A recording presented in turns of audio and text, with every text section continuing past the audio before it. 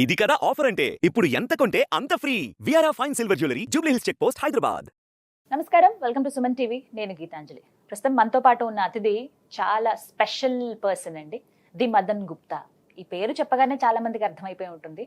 వారు వృత్తిరీత్యా ఒక డాక్యుమెంటరీ డైరెక్టర్, కానీ వారు చేసేటువంటి పరిశోధనలు మనలాంటి వాళ్ళకి ఒక మార్గదర్శకాలుగా అయిపోయాయి. ఎందుకు అనంటే వారు చెప్పే ప్రతి అంశం కూడా ఇలా ఉంటుందా, మన పురాణాలు కానీ ఇతిహాసాల గురించి కావచ్చు, అలాగే మన చరిత్ర గురించి చాలా అంటే అందరికీ అర్థమయ్యే రీతిలో వారు వివరిస్తూ వస్తున్నారు. మనందరికీ కూడా ఇలా జరిగిందని మనమే ఆశ్చర్యపోయేటువంటి అలాంటి అనుభూతులకి మనం లోనవుతాము. ఇవాల్టి అంశాలు ఏంటంటే చాలా ముఖ్యమైన విషయాలు మాట్లాడబోతున్నాం. ఇవన్నీ కూడా వారి మాటల్లో ఇవాల్టి డిస్కషన్లో మీరు చూడబోతున్నారు. ఇక ఆలస్యం చేయకుండా ఇంటర్వ్యూ ప్రారంభిద్దాం. మదన్ గుప్తా గారు నమస్కారం సార్. నమస్తే అమ్మా. ఎలా ఉన్నారు? బాగున్నావు అమ్మా. శివాజీ మహారాజ్ సార్, వారి గురించి చెప్పగానే ఎంతమంది ఇంకా రోమాలు నెక్కబడుస్తాయి అంటారు కదా, ఆ లిస్టులో నేను కూడా ఉన్నాను. వారి గురించి విన్నప్పుడు కానీ వారు యుద్ధం చేసినప్పుడు స్ట్రాటజీస్ ఏవైతే ఉంటాయో అవి కానీ, ఒక రాజుగా ఆయన జర్నీ కావచ్చు, ఇవన్నీ కూడా ఎంతో మందికి ఆదర్శవంతమైనవే. అదే ఒక మాట చెప్తారు, ఒక క్వశ్చన్గానే అడుగుతున్నాను మిమ్మల్ని. ఇది కొంతమంది అడిగినటువంటి ప్రశ్న. శివాజీ మహారాజ్ తన రాజ్యం కాపాడుకునేందుకు రాజ్యం కోసం ఆయన యుద్ధం చేశారా, లేకుంటే హిందువుల కోసం ఆయన యుద్ధం చేశారా? ఇది ఒక పెద్ద ప్రశ్న, చాలా మంది సంధించిందే. ఇది మీ ముందు ఉంచుతున్నారు. శివాజీ మహారాజు ఎదిగే సమయంలో భారతదేశ చిత్రపటం ఎలా ఉండింది?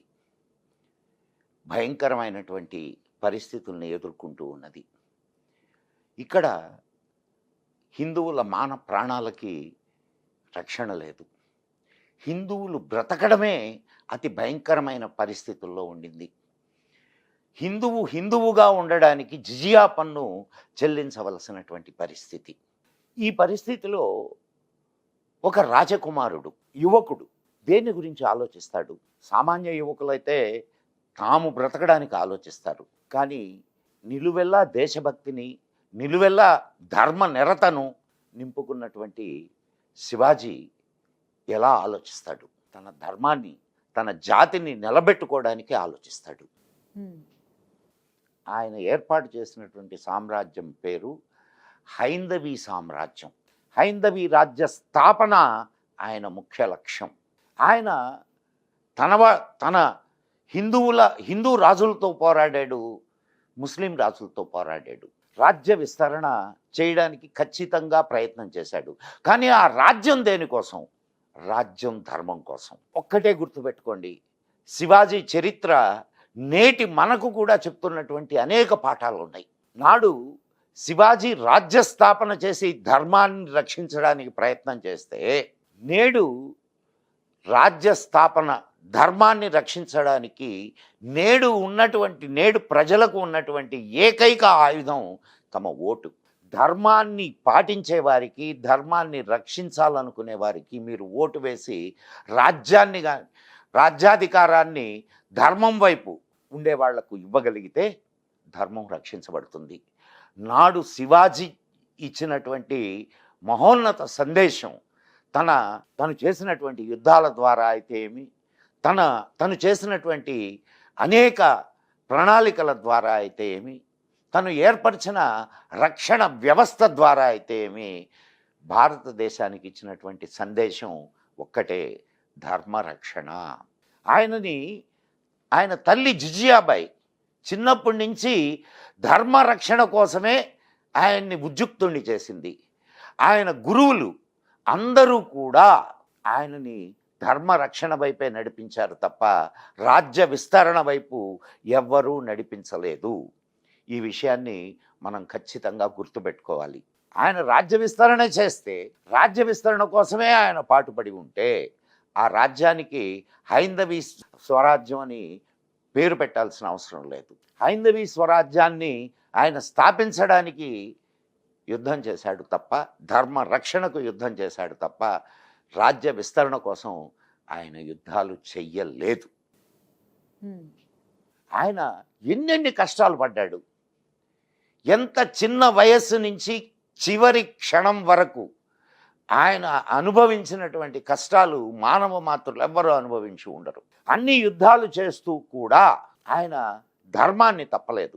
అనేక సంఘటనలు ఈ విషయాన్ని మనకు రుజువు చేస్తాయి. ఒక్క సంఘటన ఇక్కడ నేను మీకు చెప్పడానికి ప్రయత్నిస్తాను. ఒక సుబేదారు ఒక ముస్లిం యువతిని రాజుకు కానుకగా ఇద్దామని చెప్పి తీసుకొని వచ్చాడు. తీసుకొని వస్తే శివాజీ మహారాజు ఆ సుబేదార్ని మందలించి ఆమె ముస్లిం యువతి అయినప్పటికీ స్త్రీని ఎలా గౌరవించాలో అలా గౌరవించి పంపించాడు. ఇది మరి ధర్మ రక్షణలో, ధర్మ నిరతిలో, ధర్మాన్ని పాటించడంలో శివాజీ మహారాజు యొక్క చిత్తశుద్ధి కనిపించడం లేదా మనకి? ఆమెని బట్టలు పెట్టి ఆమెని సగౌరవంగా ఇంటికి సాగనంపాడు. ఒక చెల్లెల్ని అత్తగారింటికి ఎట్లయితే పంపిస్తామో అట్లా పంపించాడు. మరి దీన్ని ఏమనాలి?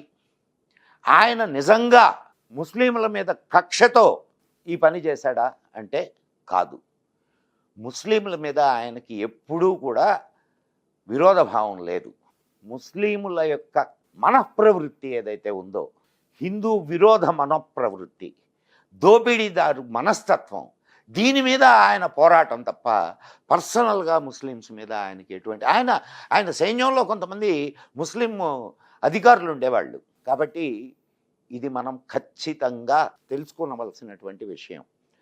శివాజీ మహారాజు రాజ్య వ్యాప్తి కోసం కాకుండా ధర్మరక్షణ కోసం యుద్ధాలు చేశాడు. ఆనాడు ఉన్నటువంటి పరిస్థితుల్ని ఒక్కసారి మనం అధ్యయనం చేయగలిగితే ఈ విషయం మనకు అర్థమవుతుంది.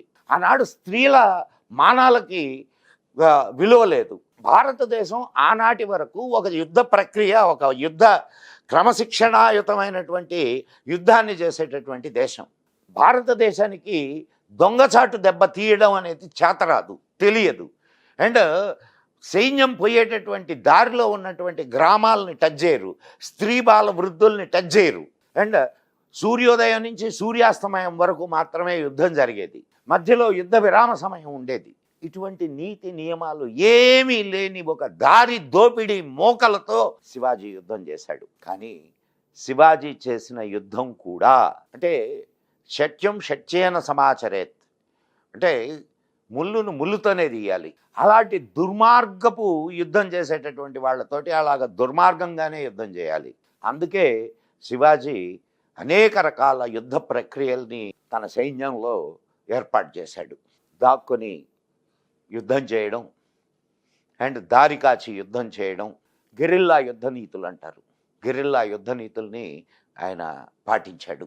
ఎదురుగ్గా వచ్చి పోరాడేవాడికి ఎదురుగ్గానే పోరాడాలి, కానీ దొంగ దెబ్బ తీసేటటువంటి వాళ్ళని దొంగ దెబ్బతోనే పరిమార్చాలి అనేది శివాజీ నీతి. శివాజీ యొక్క పరిపాలనను కానీ మనం జాగ్రత్తగా గమనిస్తే నేటి పరిపాలకులకు అది ఒక గొప్ప ఉదాహరణ.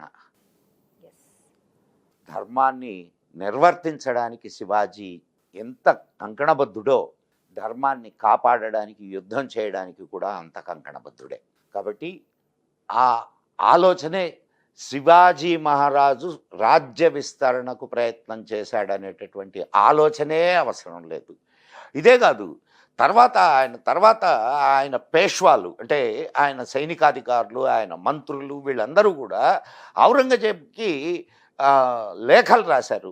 అయ్యా, మా పవిత్ర ప్రదేశాలని మాకు అప్పచెప్పండి అని. రాక్షసుల ముందు ఈ లేఖలు, ఇటువంటి అభ్యర్థనలు పనికి వస్తాయా? శివాజీ తర్వాత 2 తరాల వాళ్ళు, మధుర, కాశీ పుణ్యక్షేత్రాలు ఏవైతే ఉన్నాయో, ముస్లింల దండయాత్రలో ధ్వంసమైనటువంటి ఆలయాలు ఏవైతే ఉన్నాయో వాటిని పునర్నిర్మించడానికి వాళ్ళ పర్మిషన్ అడిగితే పర్మిషన్ కూడా ఇవ్వని రాక్షసులు వాళ్ళు. కాబట్టి మిత్రులారా, ఖచ్చితంగా శివాజీ మహారాజు యుద్ధం చేసింది రాజ్యం కోసం కాదు, రాజ్య విస్తరణ కాంక్ష ఆయనకు లేదు, ధర్మాన్ని రక్షించే కాంక్ష మాత్రమే శివాజీ మహారాజుకున్నదనేది ఈ విషయాలన్నింటినీ చూసిన తర్వాత మీ అందరికీ అర్థమైంది అనుకుంటాను. మళ్ళా మరొక విషయంతో మీ ముందుకు వస్తాను. అప్పటి వరకు సెలవు. మరి జై హింద్, జై మా భారతి.